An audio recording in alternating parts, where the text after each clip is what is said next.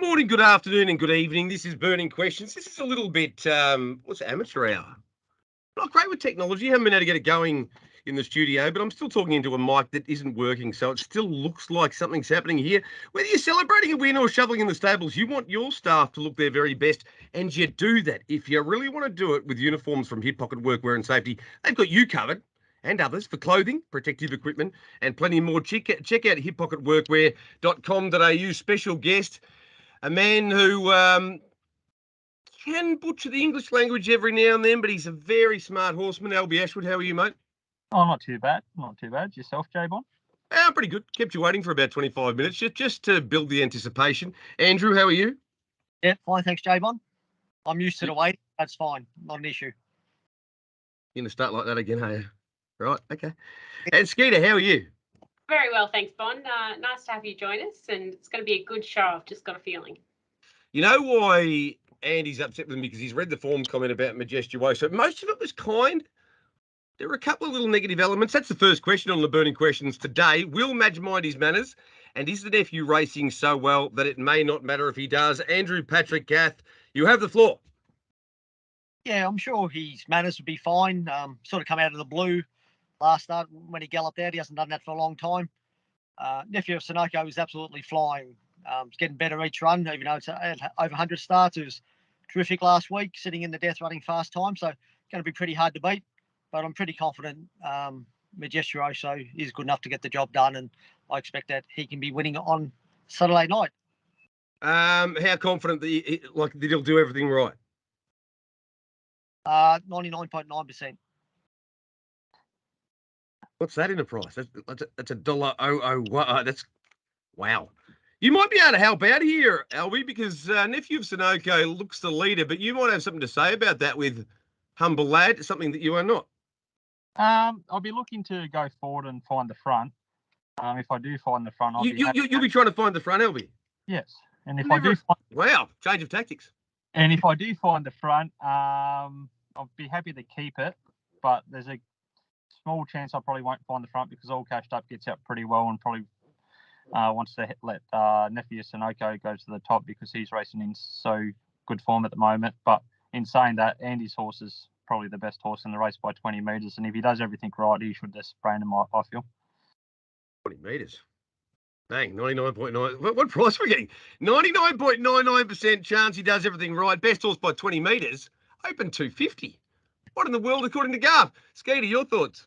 Yeah, I think we're getting overs according to Andy and Albie, that's for sure. But no, look, I think he's a quality horse. We know how good he is, Majestuoso, and obviously his 2 runs, his campaign, things haven't worked out well for him, but he's a good horse, so he's due to bounce back, and I think we can see the best of him. In saying that, I think he has to be near his best with the form that nephew of Sunoco has been racing in. He's just gone to another level recently. So, expecting Madge to be there and very hard to beat, but I've really developed a soft spot for nephew of Sunoco, and no doubt he's the major danger. I can tell you one thing I won't do because I've got a great love and connection with Andy Gath. I'm not going to have him in any multis, Majestuoso, or one out in the quaddie because I've gone through some pretty significant suffering doing that in the past. Right. Question number 2, Burning Questions. Hip Pocket Workwear and Safety, our sponsor. Does the map give Sicario claimer, or will Home Deck Edge ensure Seletic turns the tables famously? It will go down in history, Andy Gath, when you tip Struve purely based on his record at Bendigo. Seletic's got a great record here at Shepparton. Sicario's never been there, but Sicario gets the front. How do you see it? Well, I see that Aussie Battler would be the first leader, and I think Uncle B likes leading. I don't think he'd be handing up to Sicario. So, yeah, I think Sicario would be posted, and Seletic, even though it's not his, you said it's his home deck, it's 60 k's away from Avenel, but still, I think he's had 7 starts on the track for 3 wins and 4 placings. So he obviously performs pretty well there. Probably a touch below par last start, Seletic, but he can bounce back pretty quick. And yeah, if Sicario doesn't find the front, I think it's Seletic's race. You know, that is his home deck. They don't actually have race meetings at David Aiken's property. You're aware of that, yeah, Andy? Yeah, but Kilmore might be closer than Shepparton. Get stuffed. Skeeter, your thoughts here. This excites me because I have got Seletic on top. That would help a hell of a lot if Sicario doesn't find the front. Yeah, look, I tend to agree. I think if Sicario finds the top, he's no doubt the one to beat. But if he, and I thought he probably does. I take into account what Andy said about Big Ath liking to hold the front. But I thought Aussie Battler over the trip might be happy to take a sit. And yeah, if Sicario is parked, all of a sudden it's a lot more difficult. And it's also worth noting that Celtic trialled recently, and he trialled really impressively at Shepparton. I think he ran his last half in about 55 there. So he looked really, really good there. So if he can replicate something like that, and there's a little bit of pace on early, he'll be right there. We know he loves these races. Quick bathroom break for you, Albie, or what? The phone overheated, so it had to go in a cooler environment. Is that why there's no smoking at the property? I can see the no smoking signs. Things get a little bit too hot at the stables there.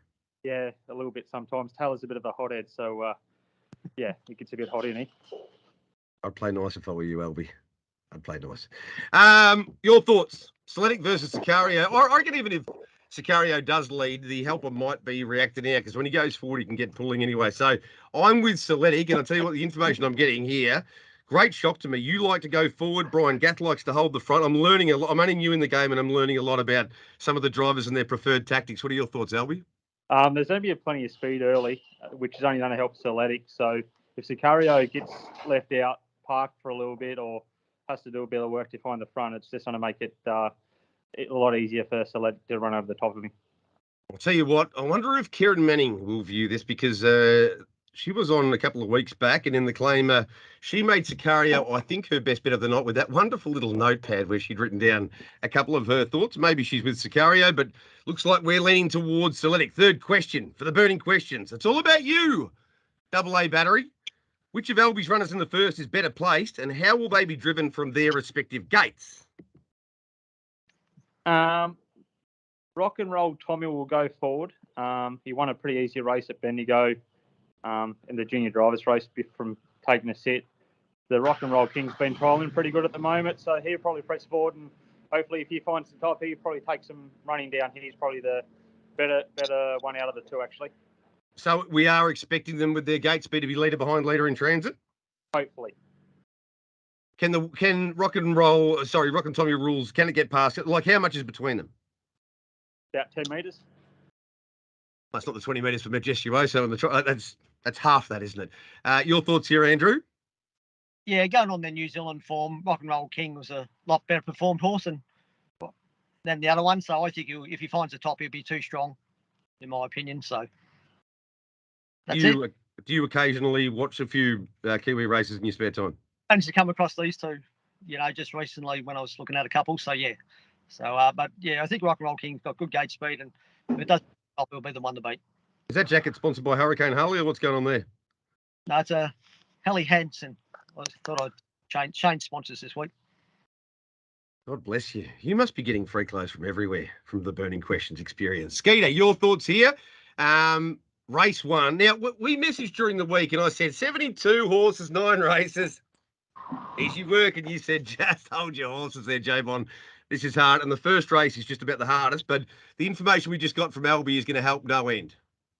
Yeah, it does. There's no doubt. I probably haven't got much more to add. The Rock and Roll King, I thought, had been trialling quite nicely, and Rock and Tommy Rules obviously was good in winning last week. So I thought Rock and Tommy Rules has the gate speed to initially hold up and then make a decision from there. So you've heard it from the trainer, so I'm not going to say any different, but leader behind leader, I think they're a pretty good chance of both being right there in the finish. I tell you what, if the other one just runs straight on by. I hope so. No, I'm sure you do, but I tell you what, you've told us 10 metres, so now we're backing margins. You've given us the exact difference between the two horses. I throw those questions out without knowing who'll answer, but we've got you to answer. And right now, at this point, with only a few minutes to go, your diction and elocution has been superb, Albie. Keep it up for a little bit longer. Final question. Andy. Hope you don't curse me. So. Well, I think I probably have. We've got about 3 minutes to go. You'll do it on your best bet, I reckon. Kurg or a Revelant. Has the Tango got his fast class rivals licked for class, or can Sheila test him if the tempo ain't too fast? Now, the good news, we spoke to Laura Crosland on Trots Live today, and it sounds like they're happy to play relatively conservatively. Surely this is Tango Tara's race, Andy. Yeah, it's a big drop down in class for him. He's a 120 rater and gets into 105 race trips and conditions. I think he snuck in by a couple of $100. So, yeah, he's come back quite well. He's super fit at the moment. He's drawn poorly, which he sort of does every start. So, saying that, he still maybe have to send a death and win, so which is never easy. But yeah, he'll go forward, and he's in really good order, and expect that he's going to go pretty close to winning. I see one of the 2 million horses currently racing in Australia that's heading towards the Inter-Dominion at the end of the year. I haven't really thought about it actually, but you might as well. Everyone else is going there. I think so. And he can get into that one. So Norm Jenkins will be happy. And, geez, I probably shouldn't have said anything bad about Majestuous on the form comment because I still want a room there when we go up to Queensland for the carnival. Damn. Skeeter, your thoughts here. Tango Tara. Yeah, no doubt the class runner, but once again, we're going to have to see him do it tough, aren't we? But he has done it before, so not over the line. He is my on-top selection in the race, but Shayla has beaten some nice horses as well, trialled pretty well in the lead up to this, so if she can get a soft trip, I think she'll be right there in the finish. But, yeah, I'm going with the class and hoping Tango Tara can get the job done. He's in the nervous 90s here, Albie Ashwood. He doesn't have any more words he has to utter. What are your thoughts on Tango Tara? Will he be winning, Albie? Oh, I think so. It's a massive drop in class, as everyone pointed out. He had an easy kill at Mildura, his last win, so he should be ready to go today, and it should be too good to sit in the death and beat these, I think. Might be finding the front. To be perfectly honest, we need some best bets. Now, I'm going to save Albie for just a moment because he's done such a good job, but he's got to get nervy later, I reckon. He just isn't that great in his gait in the last sort of 50 metres sometimes. Skeeter, you're on an absolute hot streak. Apart from Tim O'Connor jumping in and tipping Rock and Roll doing it, getting beaten, and there's still some conjecture over whether that was one of yours. But 6 in a row, we're going for 7. Can you do it? Who you got? I hope so. Andy's on my side. He knows that Tim's doesn't count for my streak. So I'm going with race 8, and I'm going with Soho Hysteria. I think over the mile can find the top in the mares race and run along and be really hard to beat from there. I just really like how this horse has been going. We haven't seen her for a little while, but her wins have been pretty dominant, and she looks like a nice horse. So Soho Hysteria for me this week. So you've taken it from Albie at Soho Hysteria, and you've made it hysterical there. That might have been the one that Albie was supposed to bugger up, and you've taken it from him. Bloody hell. Albie, you're best on the card. My best? Yeah. Luck in the last. I think it's going to find the front. I think Cloud will cross Alpha Male at the start, and Andy will find the top and be not good Rover. It'd just be too strong. That's some really strange stuff from Albie. I think you're overheating again a little bit. Alpha Male, right, Andy, best bet from you. Yeah, it's probably going for 7 in a row. I think I'm going for 7 in a row losers. Going to put the pressure back on myself. I didn't realise so many people took Maldies until Majestuoso got beat last start. Everyone I've run into since last leg of me Maldi, UJ Bond, David Miles, everywhere I go. So I'm going to stick my neck out again and say Majestuoso. Still not wanting it. I can't. I wouldn't do it to you, Andy. I'm not going to one out him in anything. I'm certainly not playing any multis. Albie's held up incredibly well. Fantastic stuff from you, mate. Apart from tipping picks, what's that all about? My best bet on the card is Brutally Handsome. Now, unless Beach Villa obviously beat inferior opposition last start, but when the going gets tough, Beach Villa hasn't gotten going that often. So Brutally Handsome, for whatever reason, has been hitting a flat spot late, but rallying hard. And I reckon when he digs deep, he might just say to Beach Villa, are you in for the fight? And I think Beach Villa might say, I'm not.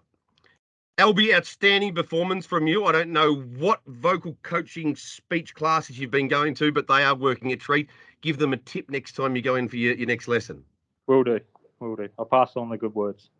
Outstanding work from you, Andy. A little your former comrade there, and maybe have you been the one that's been teaching him how to speak? No, I did try early on, but didn't get very far, as you could see over the years. I'm surprised you didn't go with Struve again, Andy. What's the go there? I've got one in the race.